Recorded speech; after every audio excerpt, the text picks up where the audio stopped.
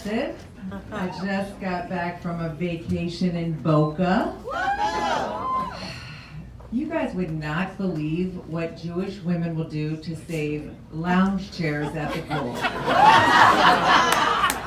It's insane. I got to the pool at 6 a.m., not one empty seat. And they'll use anything to save chairs. I saw one with a t-shirt spread across it. The next one was a towel with flip-flops on it. And they saved the next one with their child's foreskin. So I just sat at the tip.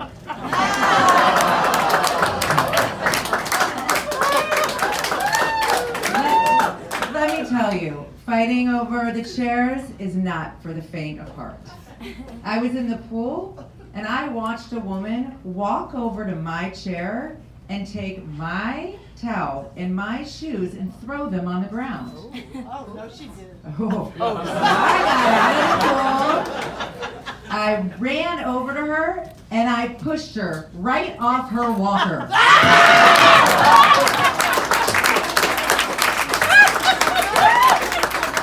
My mom, she's the best, but she is so loud. I don't know how she does it, but even her ringtone is ear-shattering. She called the other day, and so I answered the phone softly, hoping that she would match my tone. Hello? Hi? How are you? It was so loud that the guy next to me started telling her about his day.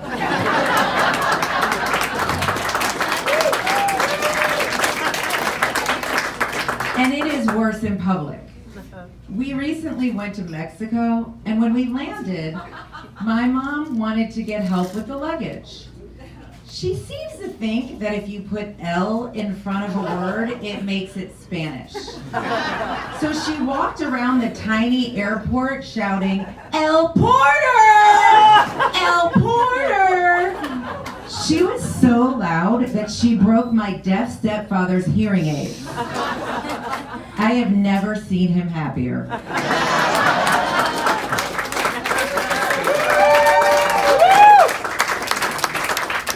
My dad has had a big impact on my self-esteem. When I was 7, he took me to my first Cincinnati Bengals football game. And when the team got in their huddle, I looked up and I said, "Daddy, what are they talking about?" And he looked at me and he said, "They're all talking about you."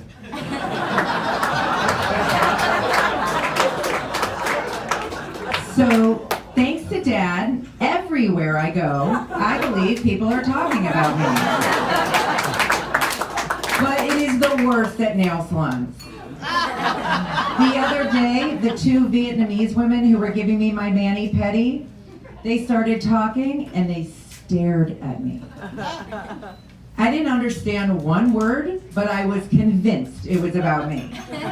So when the girl looked at me and said, "Oh, you no work today?" I panicked. I mean, yes, it was an 11 a.m. on a Thursday and I'm in my workout clothes, but I don't want them to judge me for being a stay-at-home mom.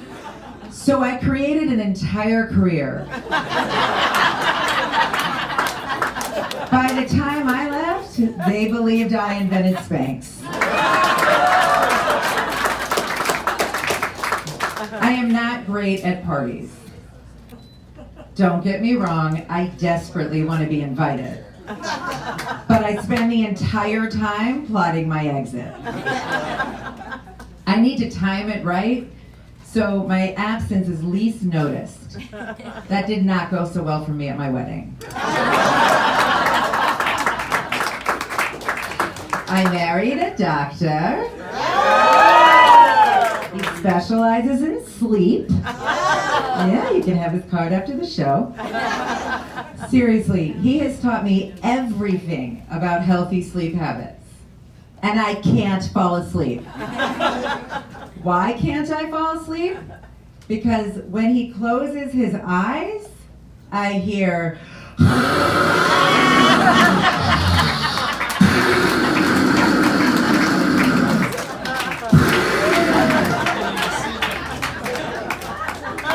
it wrong that I want him to stop breathing? Do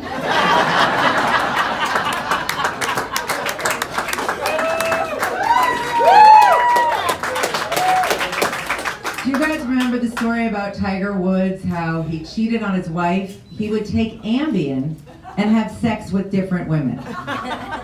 He clearly had his priorities wrong. Who would give up a good night's sleep for sex? Thank you, Jessica.